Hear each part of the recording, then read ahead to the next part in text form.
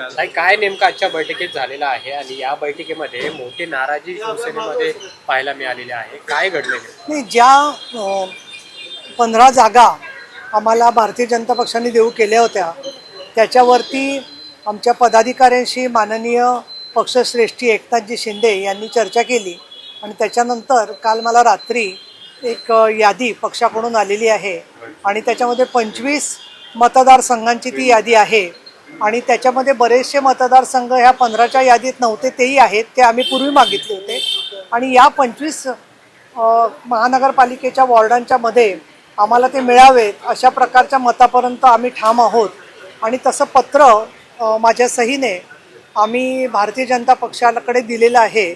त्याच्यानंतर आम्हाला शहर स्तरावरती स्थानिक पातळीवरती याबद्दलचा निर्णय घेणं शक्य नाही आहे, म्हणून वर ते जाईल चर्चा, अशा प्रकारचं त्यांच्याकडून आम्हाला उत्तर आलेलं आहे.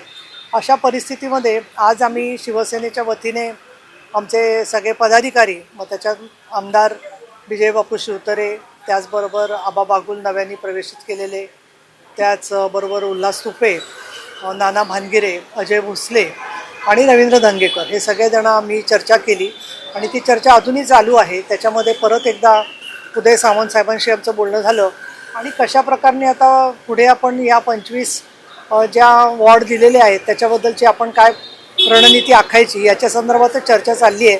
ती चर्चा 4-4:30ला परत अंतिम स्वरूप घेईल आणि त्यानंतर आम्ही ते सर्व माहिती जी आहे ती परत आमच्या पक्षश्रेष्ठींकडे पाठवू. माननीय एकनाथजी शिंदे हे अंतिम निर्णय घेतील या संदर्भामधला दोन्हीबद्दलचे निर्णय. मग ते युतीच्या संदर्भातल्या जागा किती आमच्या बडे सन्मानाने मिळत आहेत याच्याबद्दलचा निर्णय आणि त्याचबरोबर कोण उमेदवार असतील याच्याबद्दलचा निर्णय, हे सगळा अंतिम निर्णय माननीय एकनाथजी शिंदे यांचा असेल आणि अतिशय तपशीलवार सगळी चर्चा चाललेली आहे आणि त्यामुळे आम्ही आज शेवटच्या टप्प्यामध्ये चर्चेच्या आहोत असं मला वाटतं.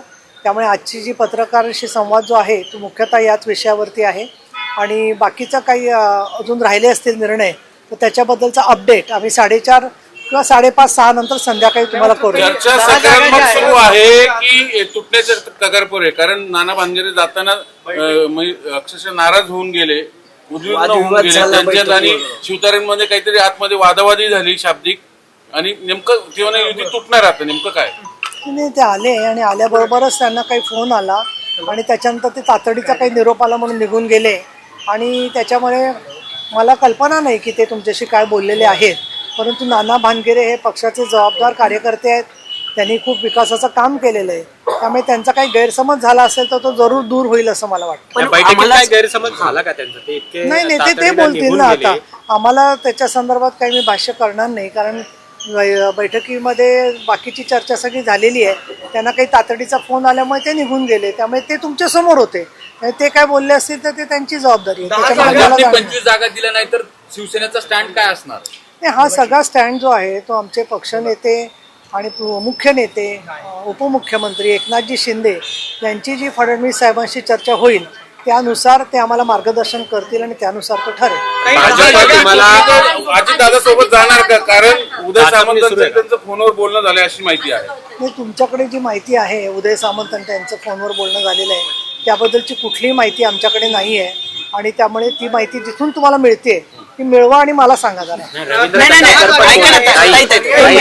रवींद्र धंगेकर पण बोलले की आमच्यासाठी तोही पर्याय खुला आहे आणि उदय सामंतांच्या ऑफिसकडनं पण याला पुष्टी भेटली आहे की आमचं बोलणं सुरू आहे. मग मी माझं जरा त्याबद्दलचं ज्ञान वाढवून घेते, पण आता मी याच्यावर काहीच भाष्य करणार नाही. 10 जागा ज्या आहेत त्या भाजपकडून वाढवून मिळतील अशी अपेक्षा आहे का? एकेका जागेवरती निश्चितच पाहायला मिळते. जर भाजप 15 जागेवरती अडून आहे तर 10 जागा तुम्हाला वाढवून मिळतील अशी अपेक्षा नाही, मुळात वाढवायचा प्रश्न नाहीये. आम्ही 25 जागाच मागितलेल्या आहेत, कालपासून आम्ही सांगतोय त्या संदर्भामध्ये. त्यामुळे मुळामधलं त्यांनी जे गृहीत धरलेलं आहे त्याच्यामध्ये त्यांना बदल करणं अपेक्षित आहे आणि महायुती टिकवण्याची जबाबदारी ही सर्व घटक पक्षांवर आहे आणि त्यामुळे भारतीय जनता पक्ष या संदर्भात स्वतः निर्णय घेईल वरिष्ठ स्तरावरती अशी आम्हाला अपेक्षा. 25 जागा असं वाटत नाही. 25 जागा भारतीय जनता पक्षावरती कोण ताणून धरते किंवा काय म्हणण्यापेक्षा आज आमच्या शिवसैनिकांची जी अपेक्षा आहे की सन्मानाने युती झाली पाहिजे ती पूर्ण करणं आणि चांगल्या उमेदवारांनी न्याय देऊन पुणे महानगरपालिकेमध्ये विकासाचं काम पुढे नेणं हे आमचा अग्रक्रम आहे आणि त्या दृष्टिकोनातून प्रत्येक पक्ष स्वतःची रणनीती जी आहे ती करत असतो. ताई, भाजपनं दंगेकरांना देखील आक्षेप घेतलाय तिकीट द्यायला, असं काही आहे? तिथं आज बैठकी झाली म्हणजे नाही, या संदर्भामध्ये भाजपने मला एक काही पाऊल मागे माहिती घेतलं असं नाही. म्हणता येईल. नाही दंगेकरांची आतापर्यंत जी चर्चा झाली त्याच्यामध्ये फक्त वॉर्ड कुठले त्याच्यावर चर्चा झालेली आहे. आमचे उमेदवार आमचा पक्ष ठरवतो आणि त्याबद्दलचा अंतिम निर्णय शिंदे साहेबच घेतील. आबा बागुल आणि रवींद्र धंगेकर यांच्याकडनं जे 2 तिकीट मागितले जात आहेत त्याला भाजपकडून नकार आहे. म्हणजे आबा बागुलांना सुद्धा त्यांच्या प्रभागामध्ये भाजपकडनं जे युतीकडनं तिकीट मिळणार नाही असं कळतंय. तर त्या दोघांना मिळणार आहे का? तुमच्या 25 जागांमध्ये या दोघांचं नाव हे आहे का? नाही अशी त्या यादीचा तपशील जाहीर मी करणं हे कुठल्याही आमच्या शिस्तीत मजा तर बसत नाहीये. त्याचा मला त्रास पण खूप होतोय कारण मी ते यादी कुठेही तुमच्यापर्यंत अशी दिलेली नाहीये किंवा लीक केलेली नाहीये आणि त्याच्यामुळे गैरसमज पसरतात आणि अनेक लोकांना असं वाटतं त्यांचं नाव असून सुद्धा की बाबा आम्हाला मिळणार नाहीये. म्हणजे पास आपण होणारा सुद्धा विद्यार्थी आपण नापास झालो या कल्पनेने अस्वस्थ होतोय. पण त्यामुळे मला असं वाटतं की अजून गैरसमज वाढू नयेत या दृष्टिकोनातून याबद्दल कुठलेही मी भाष्य करणार नाही. शिवतारे आणि नानांमध्ये खरंच काही झाले नाही बैठकीत? मला असं वाटतं हसत खेळत व्यवस्थित चर्चा चालली होती आणि अशी शिवसेनेच्या मध्ये चर्चा नेहमीच होत असते, त्यात नवीन काहीच नाही. मग असे रागात का निघून गेले?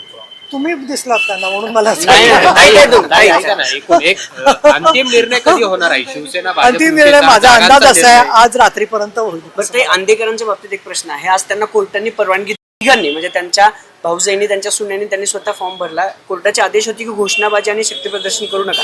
आंदेकरांनी घोषणाबाजी केली आहे. नेकिका नाम आंदेकर आणि मंडळ आंदेकरचा विजय असं कोर्टातला डावलले कोर्टाच्या आदेशाने. मी तर मगापासून चर्चेमध्ये आहे, मी हे स्वतः पाहिलेलं नाही आहे. पण कोर्ट हे अतिशय सक्षम आणि डोळसच असतं. निवडणूक आयोग जो आहे तोही सक्षम आणि डोळस असतो. तर याच्याबद्दल काय योग्य तो निर्णय त्यांनी ते घेतील असं मला वाटतं. पण कोर्टाचे आदेश सगळ्यांनीच पाळावेत एवढी किमान अपेक्षा आहे. पण कोमकरच्या आईनं पण एक पत्र लिहिलं होतं की आंदेकर माझ्या मुलाचे खुनी आहेत, त्यांना तिकीट देऊ नका आणि तुमच्याकडे मुलाखत दिली आयुष कोमकरच्या आईने, असं काही? आता त्या संदर्भामध्ये मला परत मी एकदा स्पष्ट सांगितलेलं आहे तुम्हाला की अनेक जण मुलाखतींना आले. आमच्याकडे निशुल्क फॉर्म होता आणि त्याच्यामध्ये मुलाखत लोकांनी दिली याचा अर्थ त्यांना तिकीट दिलंय किंवा असं कुठलाच निर्णय झालेला नाहीये. त्याच्यामुळे त्या संदर्भामध्ये तुम्हाला त्याच्याने काय TRP मिळत असेल तर तो तुमचा प्रश्न आहे, परंतु मी काही त्याच्यावर उत्तर देऊ इच्छित नाही. अजितदादांसोबत जाण्यास अनुकूल आहे का तुम्ही पुण्यामध्ये जर युती झाली नाही तर? भाजपने 44 ते 50 सन्मानजनक जागा नाही दिल्या, तयार तर हा आहे पर्याय असं खुला आहे का? पण मला आधी शिवसैनिकांशी बोलायला लागेल. ते सगळेजण ऐकतायत, त्यांचा कानोसा घेऊन आम्ही माननीय साहेबांशी बोलू. त्याच्यानंतर साहेब काय तो अंतिम निर्णय घेतील. आम्हाला हिंदू हृदय सम्राट बाळासाहेब ठाकरे यांनी 18 वर्षापूर्वी जेव्हा पहिल्यांदा प्रवक्ता केलं तेव्हा सांगितलं होतं की प्रवक्त्याचं मत हे कुठलंही खाजगी आणि सार्वजनिक वेगवेगळं नसतं. त्यामुळे मी कुठलंही याच्यावर मत देणार नाही. पक्षाचं मत, पक्षश्रेष्ठींचं मत ते माझं मत असणार.